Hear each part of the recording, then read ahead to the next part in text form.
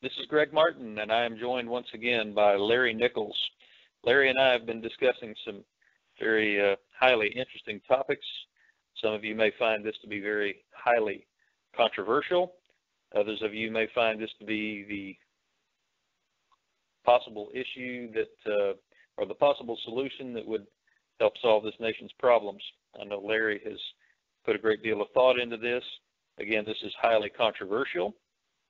And Larry's idea is to stop radical Islam. He believes he has a solution to do that.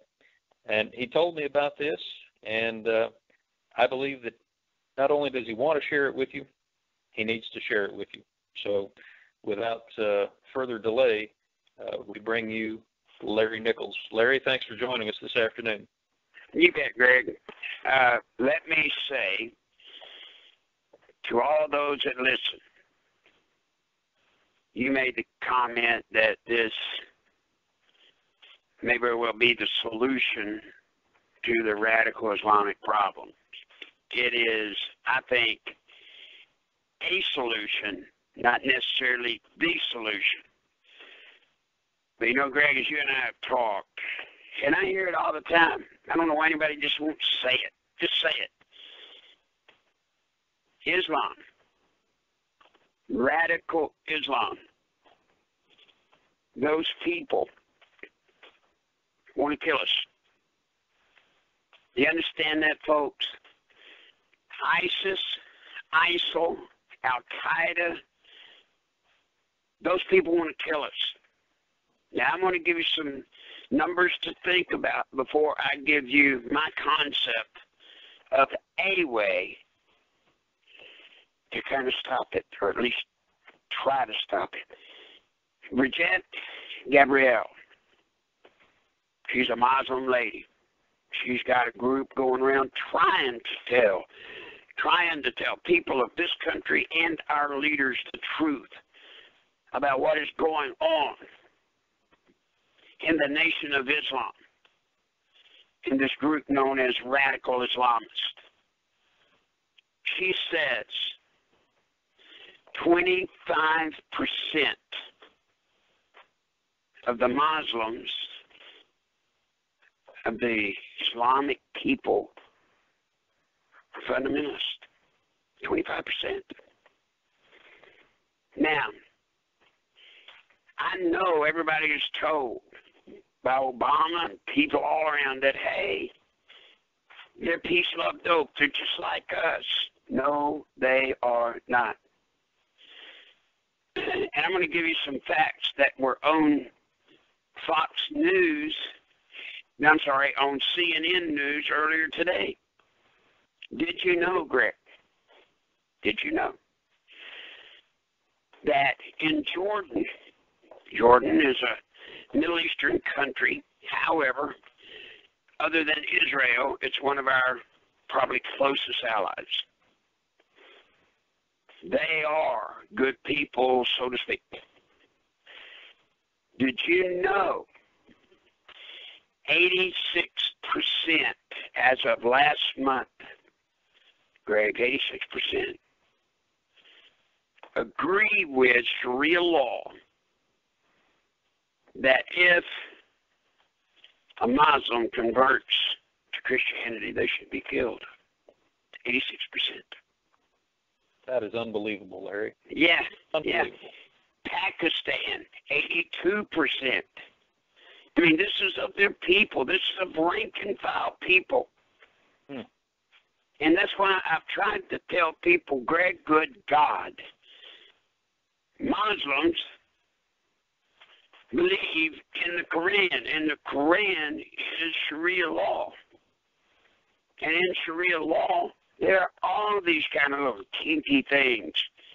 Convert or die. If you are a Muslim and you convert to Christianity, they think it is perfectly okay.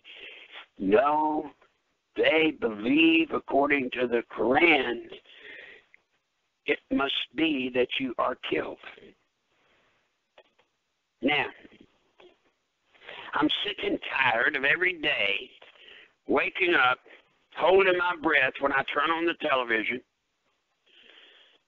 afraid that there will be an attack in America like we saw happen in France. I fear that is coming sooner than later. Now, it's not a matter of is it going to come, it's when it's going to come. And it's not a matter of how bad the attack will be. That'll be a matter of luck. When it happens, are they going to kill 10 people, 12 people, 30 people, 100? Or are they going to kill 20 children in an elementary school?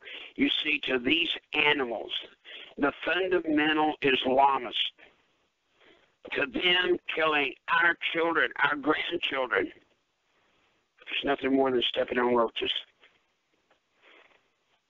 Now, under that setting, I think it is time for we the people to weigh out some things that need to be looked at. During World War II, another time when there was a society within our society that belonged to a country that had declared war on the United States. Now, this time, it's not a piece of property declaring war, it's an ideology. Therefore, it's not some country that we can go blow up. It's an ideology. And they're running around all over the place. They've got a new weapon never before seen to the world. They have this social media stuff where they can come into America via a computer into some sick mind that thinks the world's disenfranchised away from them and they have nothing, and Allah looks like answer. So, Greg, without further ado, here is an approach that I want everyone listening to me to hear. Simple. I want you to share it with your neighbors. I want you to talk about it to your friends and at work. Weigh it out for yourself. And Larry, I want people to know right now that if they don't have a pencil or a pen in hand and they're not taking notes and they aren't prepared, folks, you need to get prepared, because what Larry Nichols is about to tell you may be the very thing that will save this country, and it may very well also be something that's going to save your bacon too. And I hate to use the word bacon and Muslim in the same context. Yeah. But, you know, if you don't heed the words of Larry Nichols, who has called them many, many times over the years, he's not a prophet by his own admission, but he knows things. He knows geopolitical events. He knows what's going on in this country politically and in every other way. This man is worthy of listening to. So I want you to stop what you're doing right now. Stop multitasking. Stop texting unless you're texting your friends right now to listen to this program. And I want you to hear what Larry has to say. And I want you to be prepared to act on what Larry says. I want you to be ready to go to YouTube. I want you to look up his videos, which are going to be under Larry Nichols Leading Edge Radio. Write this down, Larry Nichols Leading Edge Radio. He's also going to be found on our website, www.leadingedgeradio.com. Larry, I would imagine there's a lot of people right now who are ready for me to shut up and ready for you to offer the solution, because we are the network that doesn't just present the problem. We offer the solution. So, Larry, it's all yours, my friend. Well, thanks, Greg. And I know the minute I say this stuff, I'm going to be attacked for being another David Duke type Islamophobe. I'm not. I'm telling you the truth. Now, as I see it, and I see the same things y'all see, and I'm not saying something I think that y'all haven't thought of yourself in some manner or variation. But we're going to have to say it aloud. And they've got us so afraid now of political speak that nobody will even just say what's on their mind. Well, here's what's on mind. Number one, as in World War II, one option that we have, since fundamentalist Islamics have decided to kill us, we could go around and have every Muslim in the United States put in detention until this war is over. Now, folks, I say that's not possible. I take it back. It is possible. It's not very practical. So short of that, what is an option? So here it is. Number one, every Muslim in this country must be documented. You must register. You must go to your courthouse in your county and register. Now, I know you're sitting there going, wait a minute, you can't do that. Well, listen to the rest of it. Well, Larry, before you talk about that plan, why can't you do that? I had to register for selective service back in 1979. Many others had to also. Greg, I can't tell you why the world turned and political correctness, political speech, political everything has taken over, and this group is covered because you don't want to be, you don't want to profile, and yet law enforcement profiles every day. I'll get into that. Now listen, to give you some foundation for this, just remember this. The one thing everybody in the military and actually even in business knows, when you've got an enemy, the first thing you got to do is know your enemy. You need to learn about your enemy. Know them. That's why I say you need to learn about Islam, and you need to learn what percentage of the people in your community that are Muslim or of Islamic faith, what percentage of those people are considered to be radical, just mathematically. It's 25%. So let's take Dearborn, Michigan. If there are 10,000 Muslims in Dearborn, Michigan, which has a thriving Islamic community, there's 2,500. 2,500 that are radical and at any moment could act up and start killing people, just like in France. So number one, in this plan, we would have every Muslim register. Well, but now see, there you go, profile. Listen, let's get it out in the open, all right? The little white-haired lady in a wheelchair that is a Baptist or a Methodist or a Protestant or a Catholic, their faith, their religion keep blowing up people.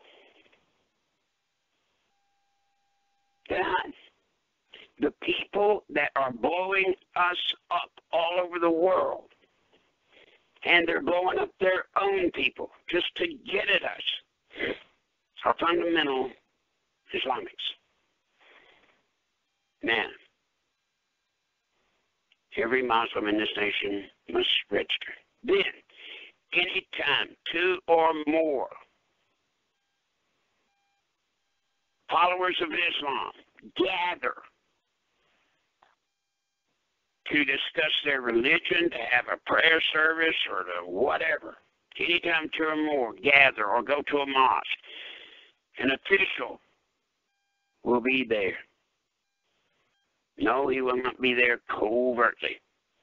He will be there out in the open, declaring that he is an official from the local government and that he is there to spy on them and what they say in case they're talking about violence in some form or another. Yeah, we're going to put people in every mosque, at every service, in every home that two or more gather to talk. Harsh, isn't it? Yeah, it is. But it ain't like putting them in internment camps like World War II. It ain't that hard. Now, another thing. So anytime two or more gather or they have a meeting at the mosque, there will be an official there. Now, if it is discovered or alleged that someone in that Islamic community is spreading fundamentalist Islam or radical teachings, that person is to be followed, not secretly, overtly. That person is to know that we are watching, and they're with them everywhere they go. Everywhere they go. Now, I know some of you are sitting there saying, whoa, this is crazy. You can't do that. Why? Well, because this is America. This is America under siege. These people declared war on us. We did not declare war on them, and I'm going to tell you a nasty little secret. I will bet you $1 to a donut in every one of these Muslim communities, in every one of these gatherings of a group or a community full of Islamics, followers of Islam, you know what? They know who is radical. They know who they are. They know who is becoming radicalized. They know who they are. They know who it is that's getting these people radicalized. They know who they are. But we have a problem. Who, if they want to tell, who can they tell? And guess what? They're more afraid of the fundamentalist Islamics than they are our government. Because they get caught ratting on this crazy Muslim that wants to go out and kill Christians. And a few Muslims, if they get in the way, that person, if he finds out they told, they'll kill them and their family and everything. Their dogs, their cats, the man that sold them their last car. Anybody that's connected to them will be killed. So they keep their mouths shut. So here's what we're doing. We are putting the screw in and we're turning it. And folks, we have got to tighten that screw. Tighten it. And yes, it's harsh. But remember, it's not placing them in internment camps.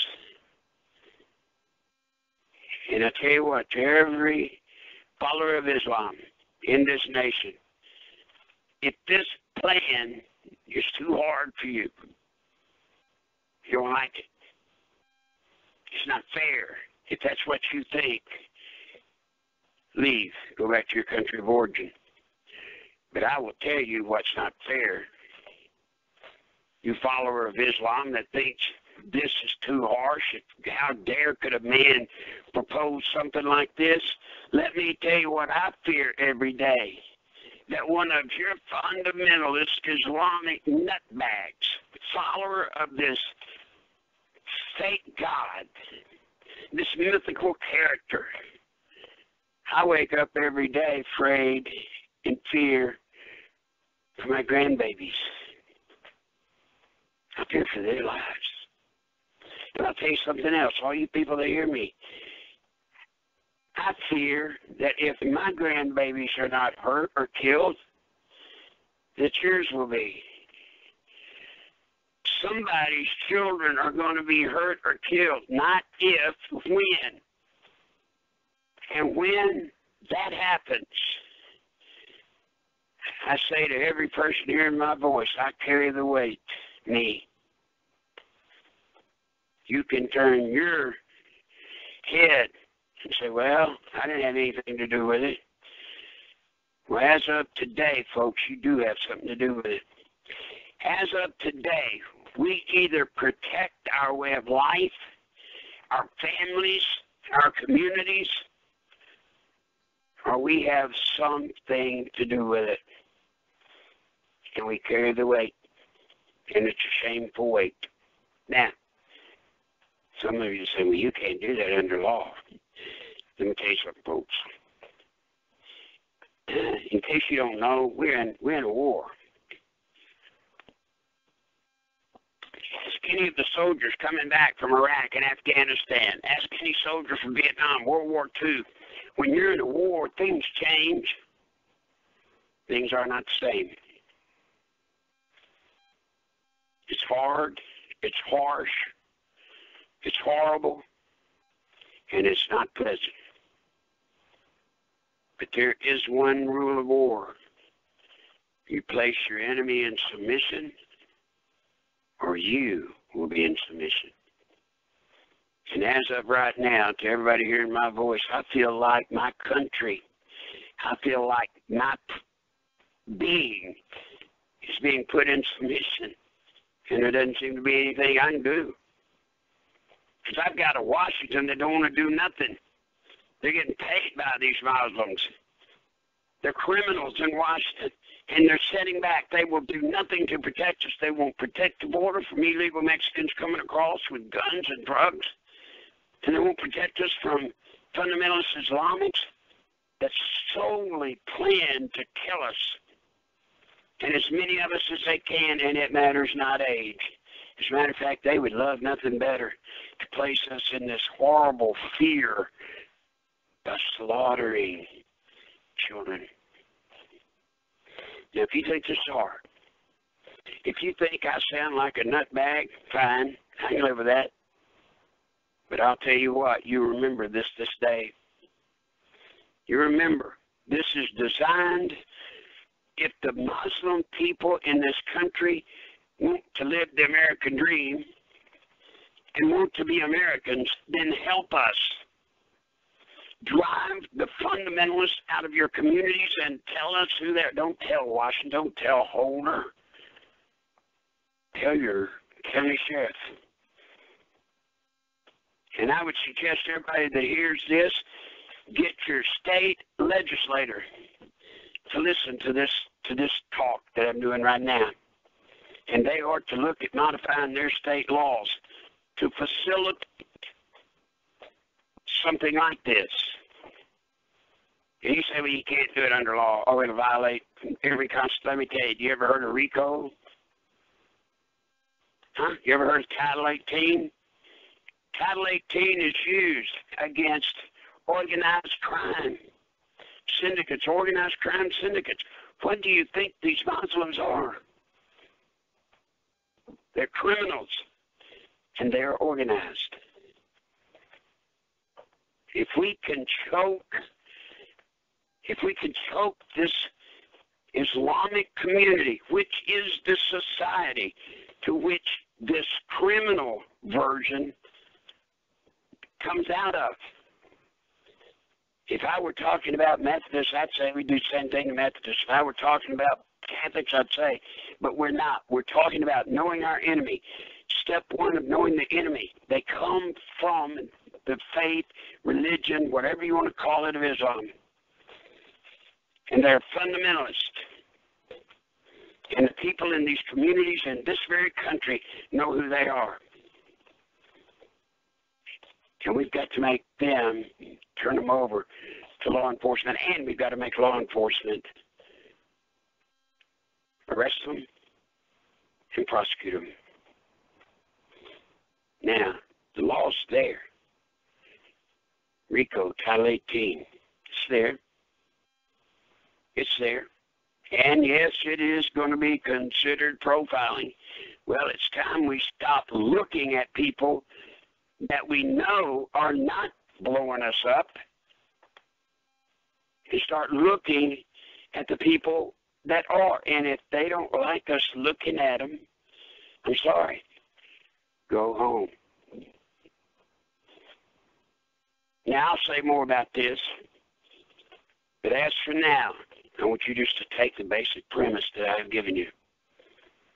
I want you to talk to your state legislators, not your federal. I don't care about them anymore. They're traitors of the worst degree. I don't want to tell them in Washington, because they'll add this to the list of not doing anything about it, and if anything, they'll prosecute us for trying to bring this up. No, talk to your friends. Talk to your neighbors. And talk to your local legislators in your local sheriff's office and tell them we have got to stop now before the next day comes that we wake up and we hear 30 children in an elementary school were viciously slaughtered. And everybody goes, oh, woe me. Well, there was nothing we could do because these homegrown terrorists were among us, and there was nothing we could do. Well, after you've heard this program, folks, or this talk, you can't say that no more. There is a way to stop it. And it is unpleasant. It is harsh. But we are in a war. And there ain't never been no kind of war ever waged successfully, lest it be total war. Thank you, Greg, for giving me this time, buddy. Thank you, Larry. And, the only thing I would add to this, not that anything else should be added to it, but Larry Nichols, ladies and gentlemen, has stood up for our nation back when nobody else would. He understands all too well how politics works, going back to the Clinton era, and we're probably about to face another Clinton era. We're fighting wars on many fronts, but I will tell you this, Larry, what you've articulated probably is one of the most profound statements that I have ever heard in my 50-plus years, and I'll tell you what makes it profound, and that is this. If the advice is discarded or otherwise goes unheeded, what you will have, I believe, ladies and gentlemen, is a situation where if something does not happen positively in order to alleviate this problem, and as Larry said, the alternative is 30 children dead in an elementary school or more, or simultaneous attacks in one day, that would shut this country down. But I'll tell you what, there's something even worse than that, perhaps, and that is there is an opportunity to do something. But if we do not do something, I think we face even something that would be even grossly unfair to people everywhere across this nation, whether they're Muslim, whether they're Mexican American, whether they're just plain old everyday Caucasian Americans or Black Americans. And that is this. You let something like this happen, and it goes unchecked, you will get a civil war. And maybe that's what they want. I don't know.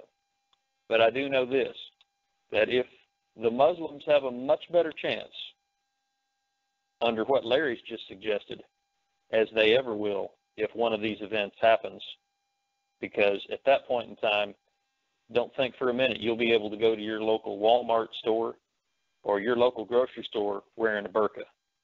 Oh, yeah. Because Greg, there are crazy people. Yeah, Greg, you're so right. I mean, I didn't say that, but I meant to. Folks, if you're a follower of Islam, every time these horrible events happen, you know what it feels like being you. Everywhere you go, you feel the piercing eyes.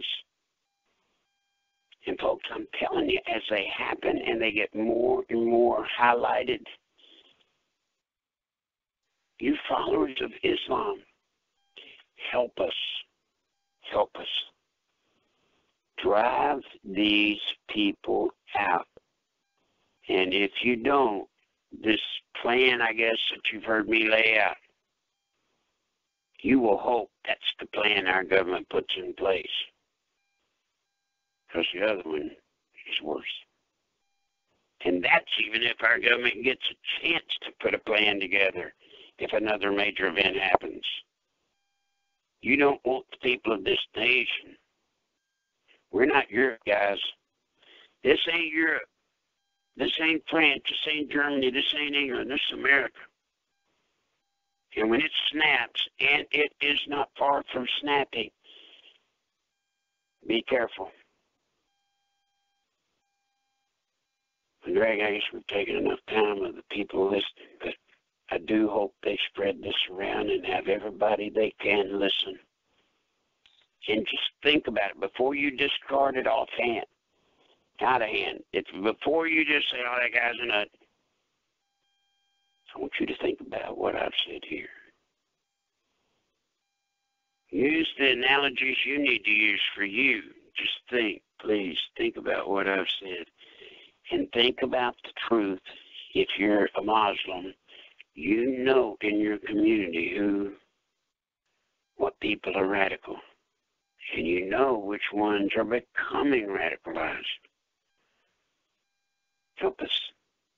Help us save our nation. Help us save our children. And help us save you. Greg, thanks, buddy. Thanks again. Thank you, Larry. And I have one last question that I want to ask you, Larry, and I'm going to leave this up to your discretion. We didn't talk about this, but as you know, it costs money to do what Larry does. Larry very rarely, in all the years that I've known him, has ever asked for a thing, and he's not asking you for anything today. This is me asking, Larry, is there any way we can help you or write to you, or do we just let this stand on its own? I'm going to leave this up to you, sir. Well, I need help because we have a war that if the Muslims don't get us, Hillary might. But I just don't think this is a program that I would feel comfortable in any way seeking anything from the audience other just than them to think about what we say, Greg. Thank you, though. Absolutely. It'll be on, it's on my website at Nichols, or on, what do you call that, Facebook. There's an address and information on my email, nicholslive@aol.com. And if anybody wants to call me, good God, you can call me, 440-897-0611. That's 440-897-0611. Larry, thank you so much for being with us today. And I want to ask one last favor of the audience. Larry's not getting in your pocket, and neither are we. We bring this message to you because we care about our nation. I want you to make sure that you go to leadingedgeradio.com. I want you to make sure, even if you don't go to leadingedgeradio.com, that you go and look up this video, which will be online very, very soon. And I want you to look it up on YouTube and type in Larry Nichols, Nichols, Leading Edge Radio. If you'll type the words Larry Nichols, Leading Edge Radio, this one will be labeled Muslims. You will be able to repeat this. I think it's that important. But I urge you, I beg you, in the name of Jesus, to those of you who follow Jesus, tell a friend. Tell everybody that you love and that you care about to listen to this show.